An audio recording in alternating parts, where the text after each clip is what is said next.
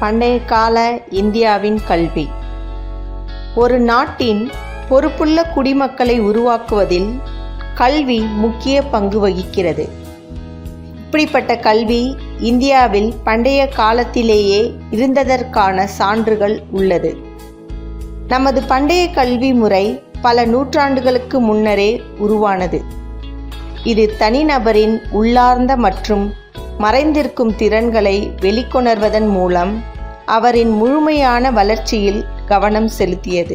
பணிவு, உண்மை, ஒழுக்கம் மற்றும் அனைத்து படைப்புகளின் மீதும் மரியாதையுடன் இருத்தல் ஆகிய பண்புகளை வலியுறுத்தியது. இந்தியாவில் இல்லங்கள், கோயில்கள், பாடசாலைகள், குருகுலங்கள் ஆகியவற்றில் இப்பகுதிக்கேற்றவாறு கல்வி வழங்கப்பட்டது. கல்வி அளிப்பதிலும் கற்றல் மையமாக செயல்படுவதிலும் கோயில்கள் முக்கிய பங்கு வகித்தன. காட்டில் அமைதியான சூழலில் அமைந்த குருகுலங்களில் மாணவர்கள் ஒன்றாக தங்கி கற்றுக்கொண்டனர். குருக்களும் அவர்களுடைய சீடர்களும் ஒன்றாக வசித்து அன்றாட வாழ்க்கையில் ஒருவருக்கொருவர் உதவி செய்தனர். அக்காலத்தில் முழுமையான கற்றல், ஒழுக்கமான வாழ்க்கையை வாழ்தல், ஒருவரின் உள்ளார்ந்த திறமையை உணர்ந்து கொள்ள செய்தல் போன்றவையே கல்வியின் முக்கிய நோக்கங்களாக இருந்தது.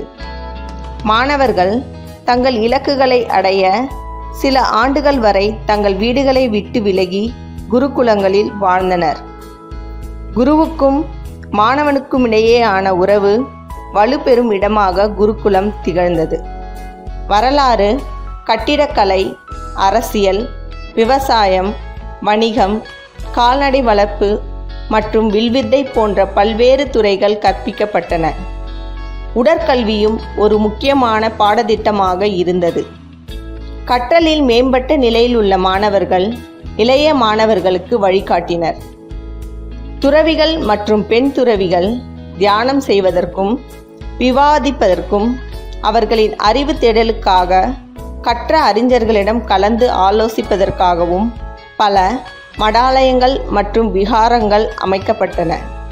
சாணக்கியர் தனது அர்த்த சாஸ்திரத்தை இந்திய நகரமாக இருந்த தட்சசீலத்தில் இருந்து தொகுத்ததாக கூறப்படுகிறது. தற்போது இவ்விடம் பாகிஸ்தானில் உள்ளது. மடாலயங்கள் மற்றும் விகாரங்கள் மூலமாக பௌத்த சமய அறிஞர்கள் தங்கள் கல்வி பணியை மேற்கொண்டனர். இதன் விளைவாக பல புகழ்பெற்ற கல்வி மையங்கள் தோன்றின. அவைகளுள் தட்சசீலம், நாலந்தா, வல்லபி, ஜகத்தாலா ஆகிய இடங்களில் தோன்றிய பல்கலைக்கழகங்கள் மிகவும் குறிப்பிடத்தக்கவைகள். இந்த நிறுவனங்கள் அறிவார்ந்த மாணவர்களின் தேவைகளை பூர்த்தி செய்தன. மன்னரால் கூட்டப்பட்ட சபையில் பல்வேறு விகாரங்கள் மற்றும் பல்கலைக்கழகங்கள் சார்ந்த அறிஞர்கள் சந்தித்து விவாதித்து தங்கள் கருத்துக்களை பரிமாறிக்கொண்டனர். மாணவர்களை தேர்ந்தெடுப்பது முதல் அவர்களின் பாடத்திட்டங்களை வடிவமைப்பது வரை அனைத்து அம்சங்களிலும் ஆசிரியர்களின் பங்கு முக்கியத்துவம் வாய்ந்ததாக இருந்தது. மாணவர்களின் திறனில் ஆசிரியர் திருப்தி அடையும் பொழுது மட்டுமே அவர்களின் கல்வி நிறைவடைந்ததாக கருதப்பட்டது.